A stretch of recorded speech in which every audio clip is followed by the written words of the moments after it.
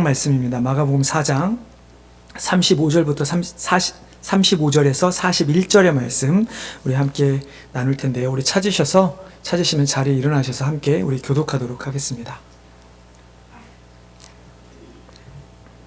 마가복음 4장 35절로 41절 말씀입니다. 한 절씩 교독하겠습니다. 그날 저물 때에 제자들에게 이르시되 우리가 저편으로 건너가자 하시니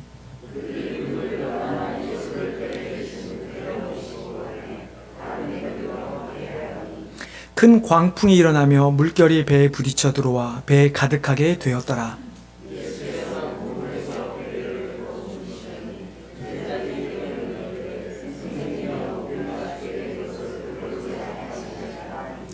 예수께서 깨어 바람을 꾸짖으시며 바다더러 이르시되 잠잠하라 고요하라 하시니 바람이 그치고 아주 잔잔하여지더라.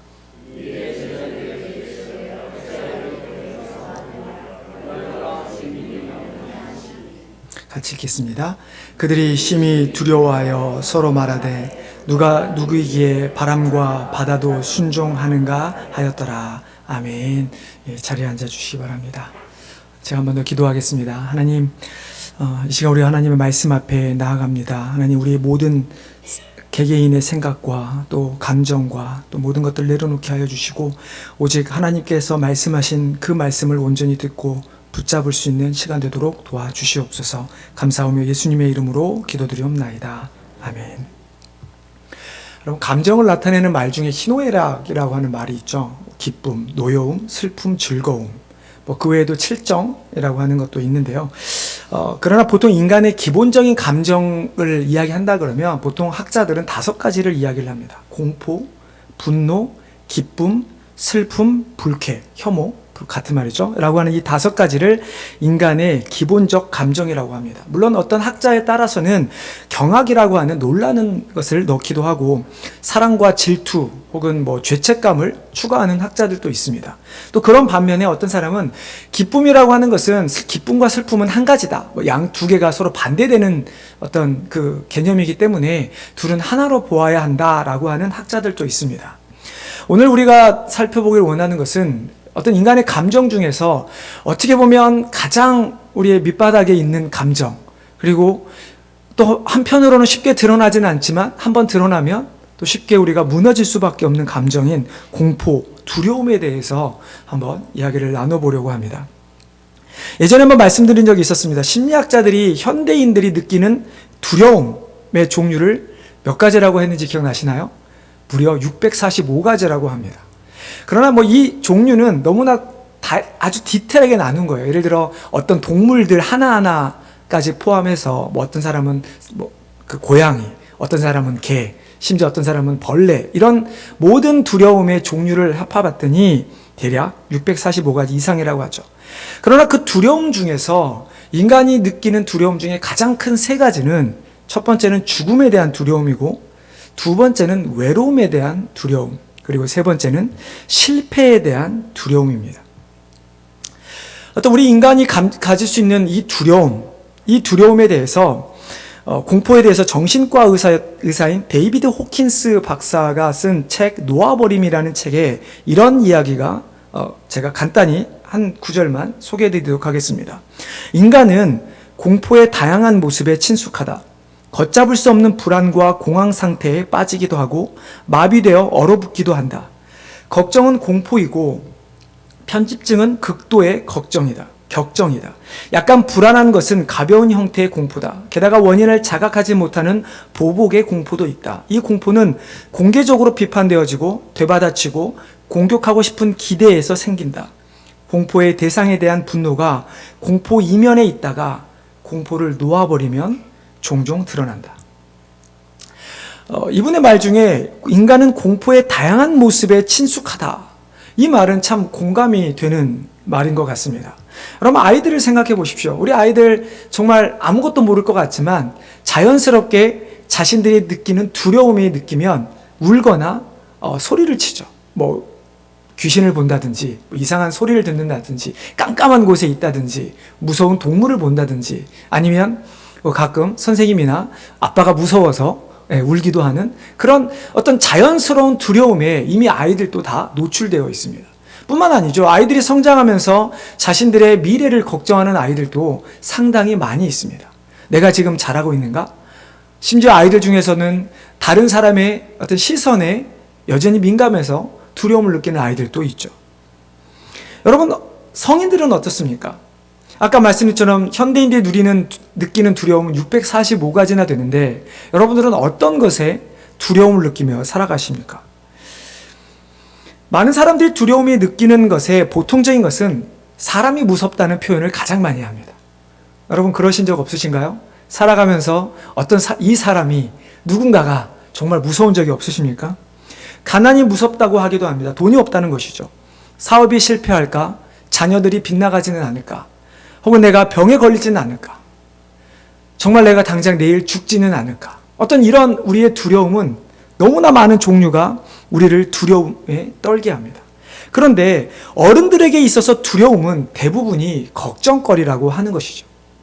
그냥 단순히 어떤 초자연적인 현상을 보고 두려움을 느끼는 것보다는 내가 어떤 과거에 있었던 혹은 현재에 있는 걱정거리 혹은 미래에 나에게 찾아올 그 걱정거리 때문에 두려움을 느낀다고 합니다. 근데 조사에 따르면 사람이 걱정하는 걱정거리 중에 90%는 일어나지 않는 일이라고 하죠. 그럼에도 불구하고 우리 인간들은 이 세상에 살아가면서 어찌됐든 어떤 종류가 됐든 두려움을 느끼고 삽니다. 그러나 그 두려움의 이면에는 어떤 것이 자리 잡고 있는가? 결국 내가 어떻게 할 수 없는 것이라는 것이 우리의 인식에 박히게 되면 우리는 두려움에 빠지게 되는 것이죠. 오늘 본문을 보면 제자들에게도 두려움이 찾아왔습니다.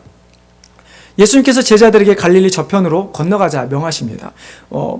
우리가 읽은 4장 말고 5장에 보면 이제 거라사인 지방으로 예수님이 이제 가고자 하신 것인데 그 예수님은 이제 배에서 고문에서 베개를 베고 주무시고 계시고 제자들은 열심히 노를 저었겠죠. 아마 노를 젓든 배를 움직여서 건너가고 있었습니다.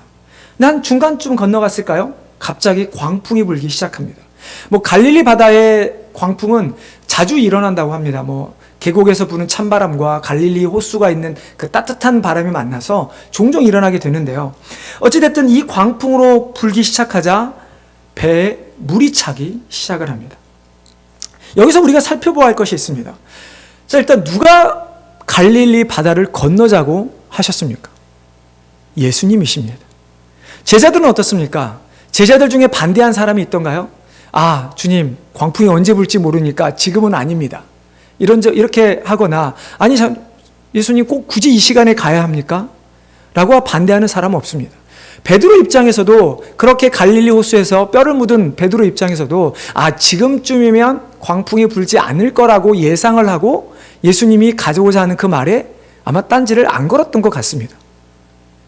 어찌됐든 제자들은 예수님의 명령으로 순종함으로 지금 배에 탔고 바다 건너로 지금 건너가고 있었다는 것이죠.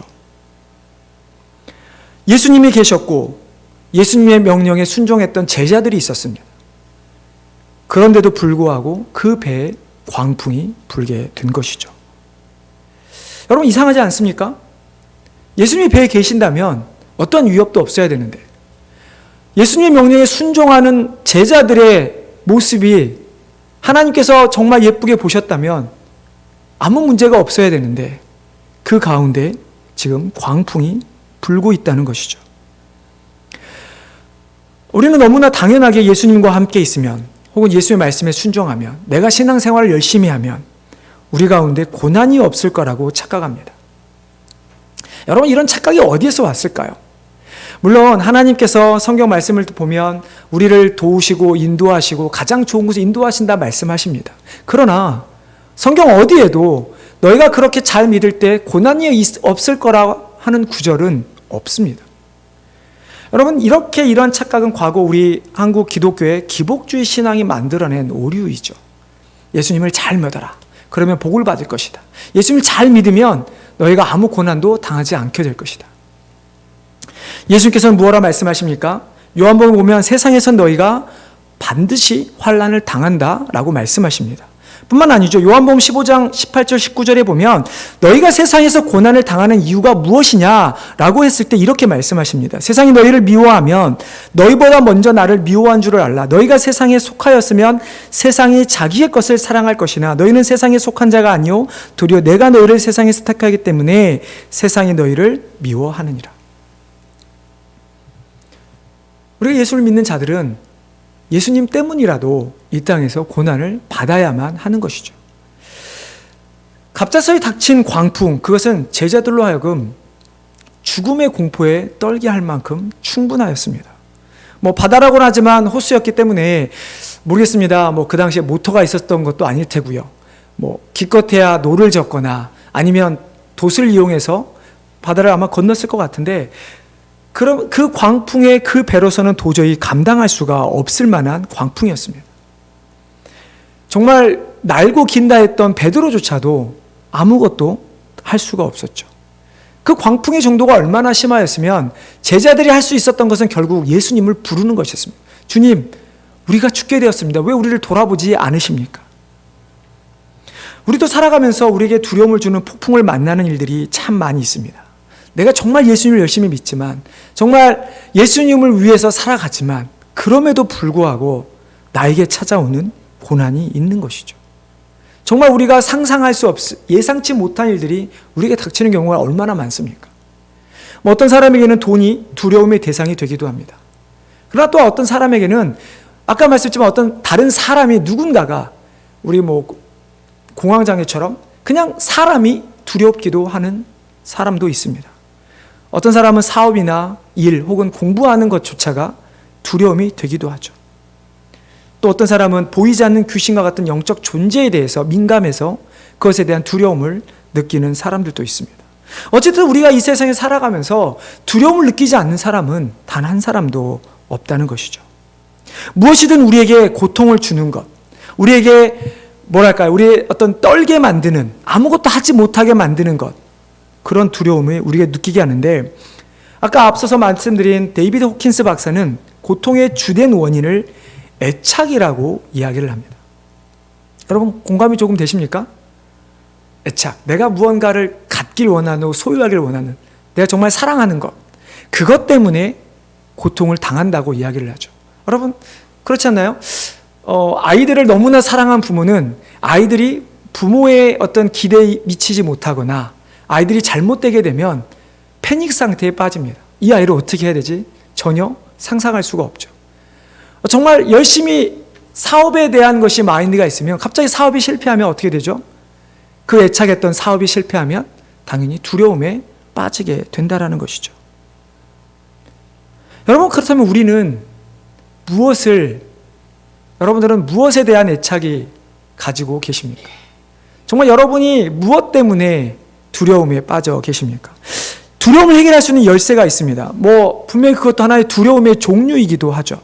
우리가 언제 두려움을 해결할 수 있을까? 우리가 무엇에 애착을 가질 때 과연 두려움의 문제를 해결할 수 있을까? 그것은 우리에게 두려움을 주는 어떤 것 혹은 어떤 존재보다 더 두려운 존재, 그렇죠? 더 두려운 존재가 있으면 현재 내가 두려움을 느끼는 것에서는 두려움을 느끼지 않겠죠. 혹은 우리가 애착을 가져야 할 대상을 바로 찾았을 때 우리는 두려움을 해결할 수가 있습니다. 그게 누구입니까? 바로 하나님이십니다. 성경의 많은 곳에서 하나님은 두려운 존재로 표현을 합니다. 그러면서도 동시에 하나님을 경외해야 될 존재로 우리에게 말씀하고 있습니다. 하나님은 단순히 우리가 세상에서 살아가면서 느끼는 두려움 같은 그런 대상이 아니라 우리 인간의 두려움을 해결할 수 있는 분이시기도 하시다는 이야기입니다. 하나님은 눈에 보이지 않는 영적 존재입니다. 그렇기 때문에 우리는 어떻게 보면 하나님을 보면서 우리가 하나님을 이야기할 때, 하나님을 우리가 어떤 경험을 할 때 우리는 두려움을 느껴야만 합니다. 그러나 그 하나님이 단순히 우리에게 두려움을 주는 존재만이 아니라 우리에게 두려움을 해결해 주신 존재. 오늘 말씀에 그 모습이 드러나 있죠. 제자들이 광풍을 잠잠케 하신 예수님을 보면서 이렇게 이야기를 하죠. 그가 누구이기에 바람을 잠잠케 하는가? 그럼 제자들이 했던 모습이 무엇이었습니까? 그 예수님의 모습 때문에 두려워했다라고 오늘 기록하고 있습니다. 마가복음 6장에 보면 한 가지 사건이 더 등장하죠. 예수님은 따로 있고 제자들이 먼저 갈릴리를 건너가고 있을 때 예수님이 어떻게 오시죠? 바다 위를 걸어서 오십니다. 그때 제자들이 어떻게 합니까? 예수님을 보면서 유령인가 하여 무서워하더라. 두려워하더라. 그러나 예수님이 제자들에게 어느 순간 어떤 두려움의 존재였을지 모르지만 그러나 결론은 어떻습니까? 예수님 때문에 그 두려움의 문제를 해결받게 되는 것이죠. 여러분, 우리는 하나님을 두려워해야 합니다. 하지만 믿음을 가진 믿음의 성도들은 단순히 하나님을 두려워만 하는 것이 아니라 우리는 하나님을 경외해야만 하는 것이죠. 경외하다라는 이 말에는 단순한 두려움만이 내포되어 있는 것은 절대 아닙니다. 국어사전을 제가 찾아보니까 경외하다라는 말의 뜻은 이렇게 정의되어 있습니다. 공경하며 두려워하다. 조금 상반되는 이야기 아닙니까? 이해되십니까? 공경하는데 또한 두려워하는 대상을 경외하다라는 표현을 쓰고 있죠. 그러니까 하나님에 대한 두려움은 단순히 어떤 우리를 위협하는 어떤 그런 것들과 분명히 다르다라는 것을 우리에게 알려주는 것인데요. 공경하며 두려워하다.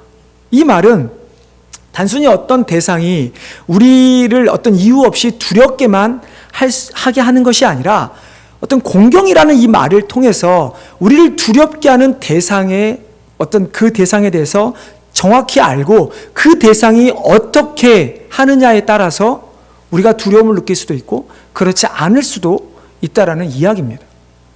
더 쉽게 이야기하면 우리가 당연히 신앙의 공동체이기 때문에 우리가 하나님을 공경하면 하나님은 우리에게 복을 주시다 말씀하시는 거고 하나님을 우리가 공경하지 않으면 우리에게 심판하시겠다, 벌을 주시겠다 말씀하시는 것이죠. 그래서 그 두려움의 대상에 대해서 우리가 어떻게 하느냐에 따라서 그게 단순한 두려움의 대상이 되느냐 아니면 공경할 대상과 두려움을 같이 하는 경외의 대상이 되느냐의 차이가 나누게 되는 것입니다.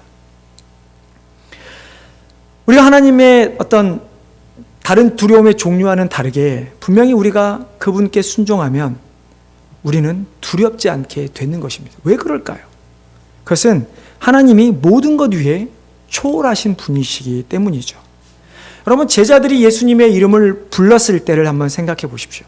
그냥 갑자기 광풍이 불기 시작하고 그들은 그냥 그 상황이 오자마자 예수님을 불렀을까요? 여러분 한번 상상을 해보십시오. 성경에 정확히 기록되어 있지 않기 때문에 정확히 알 수는 없지만 그러나 배가 물이 찼을 때 예수님을 불렀던 것을 보면 분명히 배에 물이 차기까지 그들은 자신들이 할 수 있는 모든 것을 다 했을 것입니다. 그러나 그 노력이 해당되지 않았을 때 그들이 할 수 있었던 것, 그들은 예수님을 부른 것이죠. 그 의미는 예수님이 누구신가를 그들은 알고 짐작으로나마 알고 있었다는 것입니다. 모든 것 위에 존재하신 하나님, 그런 하나님은 어떤 분이실까? 우리가 창세기 20장을 보면 조금은 더 알 수 있습니다. 창세기 20장은 십계명이 기록된 장입니다. 네 번째 경영을 보면 안식일을 기록하여 거룩하게 지키라 라고 이야기하면서 그 이유에 대해 11절에서 말씀합니다. 제가 읽어드리겠습니다. 이는 엿새 동안에 나 여호와가 하늘과 땅과 바다와 그 가운데 모든 것을 만들고 일곱째 날에 쉬었습니다. 우리가 하나님을 경외하는 이유, 우리가 안식일을 지켜야 되는 이유, 그것은 하나님께서 창조주이시기 때문입니다. 이 세상을 만드시고 우리를 만드셨고 지금 심지어 우리가 두려워하는 그 마음까지도 풍랑까지도 컨트롤하실 수 있는 분이 하나님이시기 때문에 우리는 그 하나님을 믿을 때 그 하나님께서 우리의 모든 두려움으로부터 우리를 지켜주신다 말씀하고 있는 것이죠. 눈에 보이는 물리적 존재에 대한 두려움 혹은 눈에 보이지 않는 영적 존재에 대한 두려움, 이 두 가지 두려움, 두 가지 카테고리의 두려움은 어느 누구도 벗어날 수가 없습니다. 그러나 그 두 가지 다 우리가 하나님을 알지 못할 때 그 두려움은 극대화가 될 수밖에 없습니다. 그러나 우리가 어떤 하나님께서 창조 주신 것을 바로 안다면 우리가 물리적 환경적 존재에 대한 두려움은 없앨 수가 있습니다. 그리고 하나님께서 모든 영적 존재, 이 세상에 있는 모든 것을 다스리시고 특별히 사단 가운데 승리하셨던 것을 우리가 안다면 우리는 더 이상 영적 존재에 대한 귀신이 됐든 사단이 됐든 그 어떤 영적 존재도 우리를 두렵게 할 수 없다는 것을 우리는 잘 알 수가 있게 되는 것이죠. 자, 그렇다면 결국 우리가 이 세상을 살아가면서 두려워하지 않기 위해서는 하나님만을 의지해야 한다라는 것인데, 하나님을 나의 주인으로 삼고 우리가 살아가야 한다라고 하는 것인데, 오늘 본문을 통해서 우리가 어떻게 해야 하나님을 정말 나의 주인으로, 주님을 나의 주인으로 모시며 살아갈 수 있을까? 간단하게 몇 가지만 살펴보도록 하겠습니다. 제자들이 두려운 상황 가운데 어떻게 그들이 구원을 받았을까를 살펴보면 될 것 같은데, 첫 번째는 제자들의 능력으로는 아무것도 할 수 없음을 그들은 인정해야만 했습니다. 다시 오늘 말씀을 보면 제자들이 예수님을 깨우는 모습을 한번 다시 보십시오. 광풍에 노출되어 있는 그들의 모습, 아무리 노력해도 배를 조절할 수도 없고 물이 차는 것을 막을 수도 없었던 그들의 모습, 그들이 그 마지막 순간에 할 수 있었던 것, 그것은 도저히 우리의 힘으로는 이 광풍을 어찌할 수가 없구나, 우리가 헤쳐나갈 수 없구나, 그렇게 내려놓았을 때 그들은 비로소 예수님을 찾게 된다는 것이죠. 여러분, 우리 자신들이 아픈 건 둘째치고 여러분 아이들이 아프면 어떻게 하십니까? 그냥 며칠 지나면 괜찮아지겠지 하고 그냥 가만히 계십니까? 한 아이를 한 셋, 넷 정도 키우면 조금은 담대해지더라고요. 저희도 아이를 처음 키울 때는 아이가 조금만 아파도 어떻게 될지를 모르니까 발을 동동 굴렀던 저도 기억이 나는데요. 대부분의 부모들은 아이가 아프면 약을 주거나 아니면 그 병을 잘 알고 있는 의사를, 병원을 찾아가는 것이 맞는 이야기죠. 그뿐만 아니라 우리가 이 세상에 살아가면서 내가 어려움을 당할 때 우리는 당연히 전문가를 찾아가서 상의를 합니다. 내가 이런 상황인데 어떻게 해야 합니까? 마찬가지로 우리가 이 세상에 살아가면서 나의 힘으로 해결할 수 없는 두려움이라는 것이 나에게 찾아왔을 때, 고난이 찾아왔을 때 우리가 해결할 수 있는 방법은 그 어떤 것보다도 누구보다도 전문가이신 하나님을 찾는 것입니다. 우리가 그 하나님을 찾을 때 정말 우리가 날마다 고백하는 것처럼 우리의 생명의 주관자 되신 하나님, 우리를 만드신 하나님, 이 세상을 주관하신 하나님, 그 하나님께 우리가 매달릴 때 하나님께서는 우리가 두려움을 느낄 수 있는 모든 그런 외적 요건들, 내적 요건들을 다 해결해 주신다는 것이죠. 결국 우리는 하나님 앞에 모든 것을 내려놓고, 하나님, 이제 나는 아무것도 할 수 없습니다. 하나님, 내가 하나님만 의지하며 나아갑니다. 라고 하며 고백하며 나아가는 것이 우리 삶에 필요하다는 것이죠. 두 번째로는 좀 이어지는 것인데요. 우리는 예수님의 이름을 직접 불러야 합니다. 내가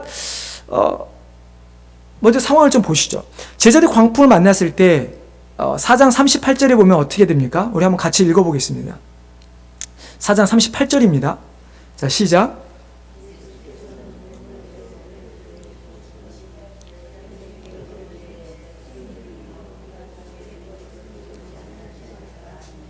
선생님이여, 우리가 죽게 된 것을 돌보지 아니하시나이까.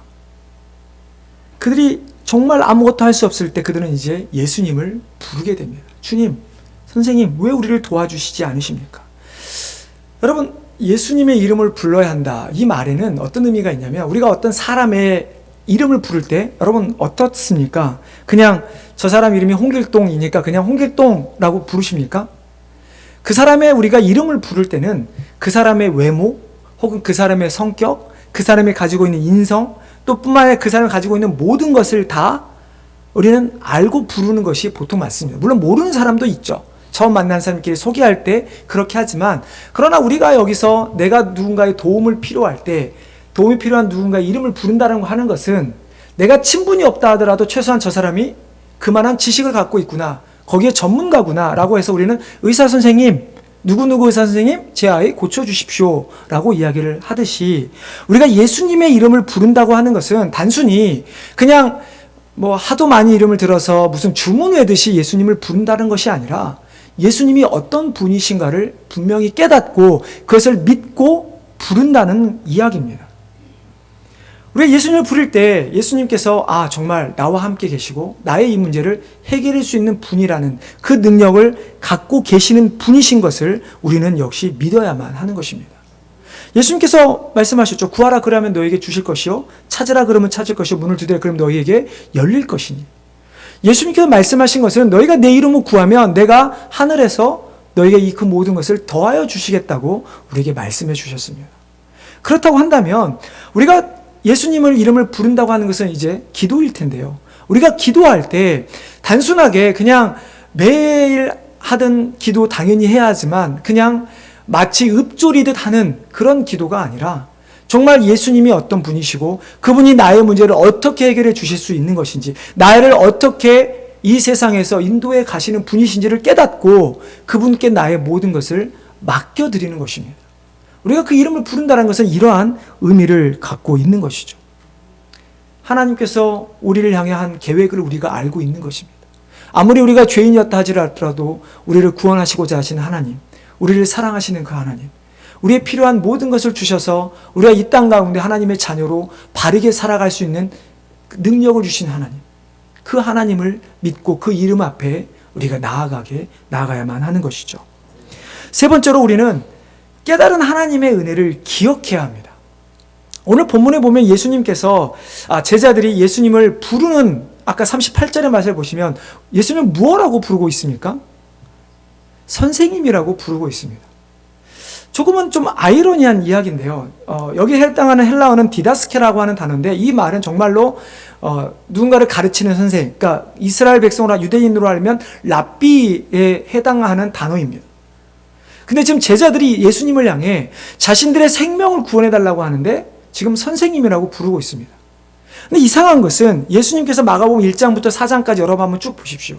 혹은 마가복음 6장에 그들이 예수님을 유령이라고 봤던 거기까지 한번 읽어보십시오. 예수님이 얼마나 많은 기적을 베푸셨는지 알 수가 없습니다. 귀신을 쫓는 것은 기본이고요. 병자를 고치셨고요. 또 마가복음 5장 6장에 가보면 죽은 자도 살리시고 오병이의 기적도 베푸셨습니다. 그러면 이쯤 되면 제자들은 예수님을 어떻게 이해해야 할까요? 만약 여러분 앞에 그런 기적이 일어난다면 여러분 어떻게 하십니까? 단순히 그냥 선생님 나를 돌보아 주십시오라고 이야기하시겠습니까? 우리는 분명히 주님이라고 불러야 되고 나의 구세주라고 고백을 해야 됨에도 불구하고 그들이 예수님을 그렇게 부르지 못했던 것은 지금 눈앞에 있는 두려움 때문에 자신들이 경험했던 예수님을 완전히 잊어버린 것입니다.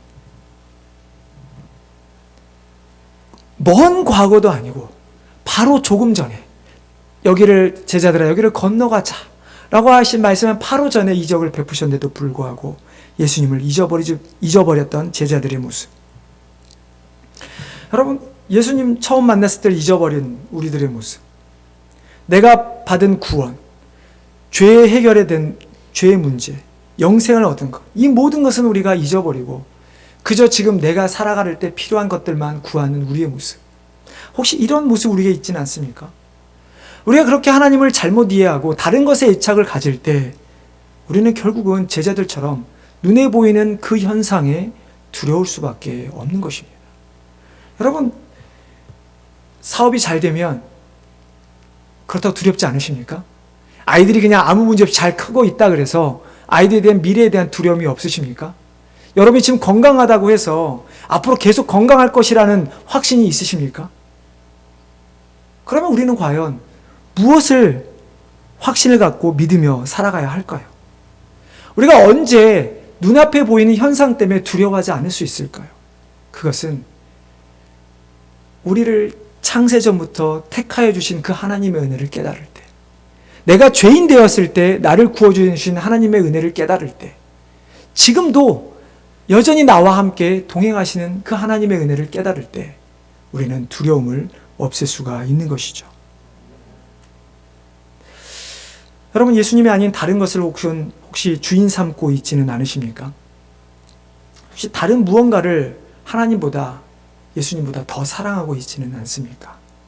그게 연인이든지, 그게 자신의 배우자이든, 혹은 그게 아이들이든, 혹은 그것이 여러분이 가지고 있는 무엇이 됐든,